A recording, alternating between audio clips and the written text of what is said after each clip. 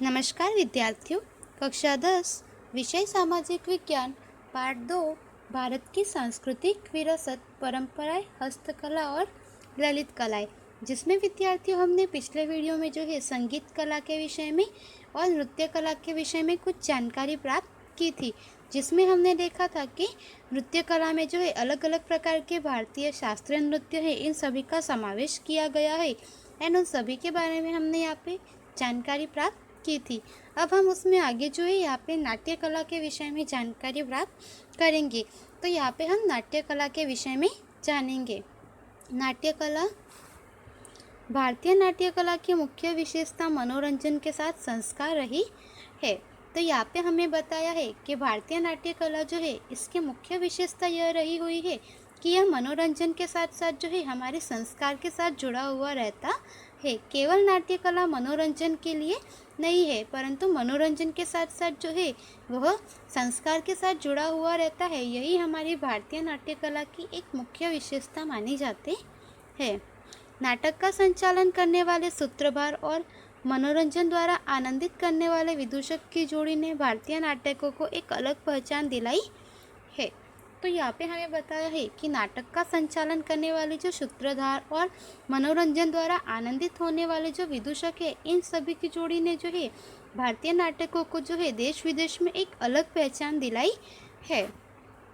भरत मुनि रचित नाट्यशास्त्र इस कला क्षेत्र में अति प्रचलित है। तो यहाँ पे हमने बताया है कि भरत मुनि द्वारा जो रचा गया था नाट्यशास्त्र, वह इस कला क्षेत्र में सबसे प्राचीन माना जाता है। कि नाट्य कला जो है वह भरत मुनि द्वारा रचा गया, उसमें जो कला क्षेत्र है वह सबसे एक प्राचीन नाट्यशास्त्र माना जाता है।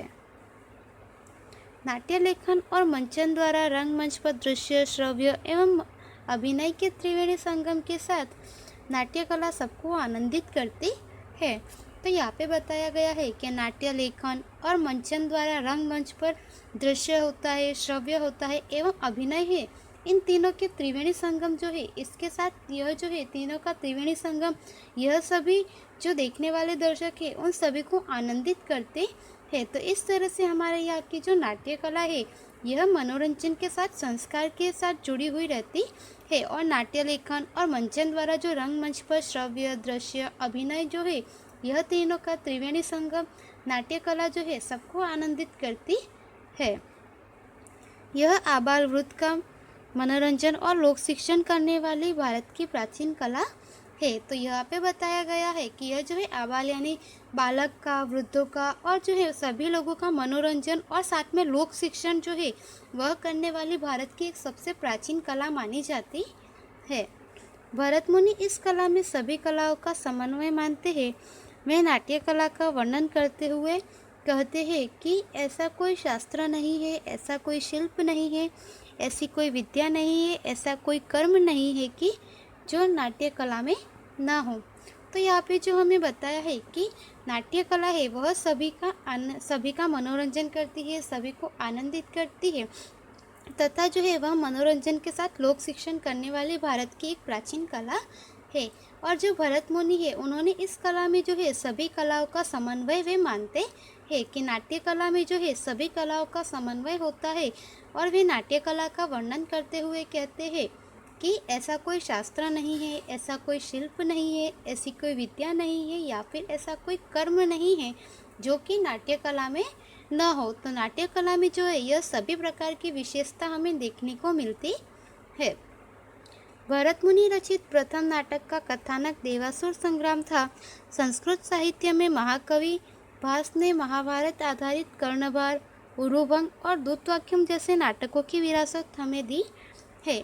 तो यहाँ पे हमें बताया है कि भरत मुनि द्वारा रचित जो प्रथम नाटक था उसका कथानक जो है वह देवासुर संग्राम था। और संस्कृत साहित्य के महाकवि भास जो है उन्होंने महाभारत आधारित कर्णभार, उरुभंग और दूतवाक्यम जैसे जो नाटक है इन सभी की यह सभी जो है हमें विरासत में दिया है। महाकवि कालिदास का अभिज्ञान शाकुंतलम, विक्रमोर्वशीयम तथा मालविकाग्निमित्रम नाटक सबसे अधिक प्रसिद्ध रचनाएं है। तो यहाँ पे हमें बताया है कि महाकवि कालिदास द्वारा जो रचा गया है अभिज्ञान शाकुंतलम, विक्रमोर्वशीयम तथा मालिकाग्निमित्रम जो है यह नाटक जो है यह सबसे अधिक प्रसिद्ध रचनाएं मानी जाती है।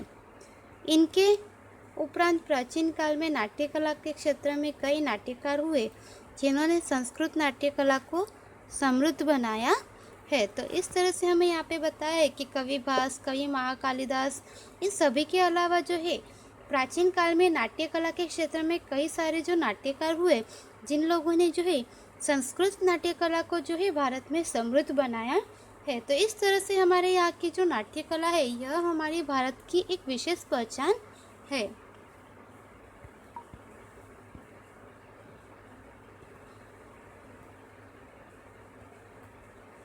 गुजरात की नाट्य कलाओं में जयशंकर सुंदरी का नाम सबसे ऊपर है। तो यहाँ पे हमें बताया है कि गुजरात की जो नाट्य कला है इनमें जयशंकर सुंदरी जो है उनका नाम सबसे ऊपर है। इसके उपरांत अमृत नायक, बापूलाल नायक, नंद बत्रीसी नाटक, प्राण सुख नायक, दीना पाठक, जशवंत ठाकर, उपेंद्र त्रिवेदी, प्रवीण जोशी, सरिता जोशी, दीपक घीवाला आदि का योगदान भी उल्लेखनीय है। देसी नाट्य समाज और अन्य नाट्य संस्थानों का योगदान भी महत्वपूर्ण रहा हुआ है। तो यहाँ पे हमें बताया है कि गुजरात की जो नाट्य कला है उनमें जयशंकर सुंदरी का नाम जो है सबसे ऊपर है और इनके उपरांत जो है अन्य कई सारे नाट्य कलाकार है जिनमें जो है यहाँ पे प्राण सुख नायक, दीना पाठक, जशवंत ठाकर, उसके बाद सरिता जोशी, दीपक घीवाला आदि जो है कई सारे जो नाट्यकार हैं उन सभी का योगदान उल्लेखनीय रहा हुआ है। जो है इन सभी ने हमारी नाट्य कला की जो विरासत है इसे जीवित रखा है। तो देशी नाट्य समाज तथा जो अन्य नाट्य संस्थान है इन सभी का भी योगदान जो है नाट्य कला के क्षेत्र में महत्वपूर्ण रहा हुआ है जो काफ़ी उल्लेखनीय माना जाता। भवाई, शास्त्रकारों ने भवाई को भाव प्रधान नाटक कहा है। भवाई गुजरात की लगभग 700 वर्ष पुरानी विशेष प्रकार की नाट्य कला है। तो यहाँ पे हमें बताया है कि जो शास्त्रकार है उन सभी लोगों ने जो है भवाई को भाव प्रधान नाटक कहा है और भवाई जो है वह गुजरात की लगभग 700 वर्ष पुरानी विशिष्ट प्रकार की एक नाट्य कला है जिसे असाइट ठाकर ने शुरू किया था। सस्ते खर्च में लोक शिक्षण के साथ मनोरंजन करने वाली इस नाट्य कला को सोलंकी युग में प्रोत्साहन मिला है। तो यहाँ पे हमें बताया है कि यह भवाई जो है गुजरात की लगभग 700 वर्ष पुरानी जो है नाट्य कला है जिसे जो है असाइट ठाकर ने शुरू किया था और यह जो है विशिष्ट प्रकार की मानी जाती है क्योंकि कम खर्च में लोक शिक्षण के साथ जो मनोरंजन करने वाली यह नाट्य कला है यह मानी जाती है और यह जो है सोलंकी युग में इस नाट्य कला का जो भवाई है उसे यहाँ पे जो है प्रोत्साहन मिला है। ज़्यादातर पर्दे के बिना अभिनय किया जाने वाला नाटक हल्की फुल्की शैली में मनोरंजन और भोंगल वाद्य के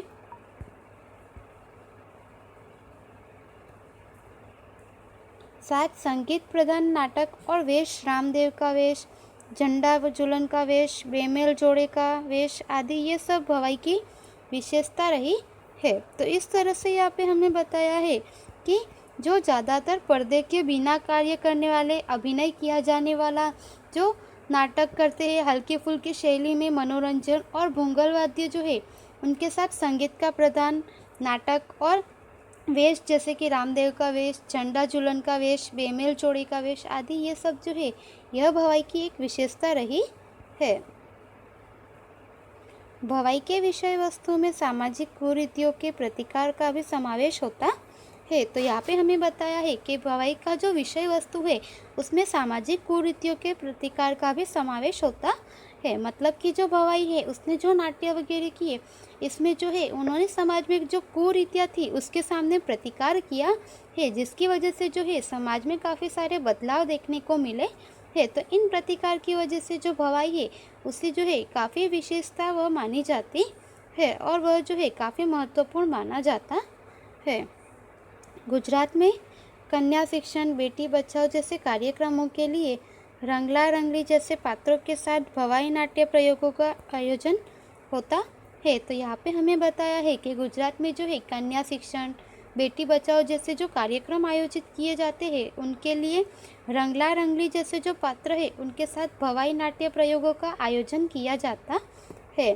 भवाई करने वाला भवाया भोंगल वाद्य बजाकर माताजी की स्तुति करता है। तो यहाँ पे हमें बताया है कि जो भवाई करने वाला पात्र होता है वह भवाया भोंगल वाद्य जो है वह बजाकर माताजी की स्तुति करता है।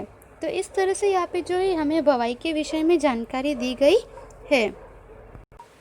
तो यहाँ पे जो है आपको जयशंकर सुंदरी जो है उसका चित्र बताया गया है, जो कि हमने अभी पढ़ा था कि गुजरात की नाट्य कला में जो जयशंकर सुंदरी है उनका स्थान सबसे ऊपर है और उनका नाम जो है वह सबसे ऊपर है।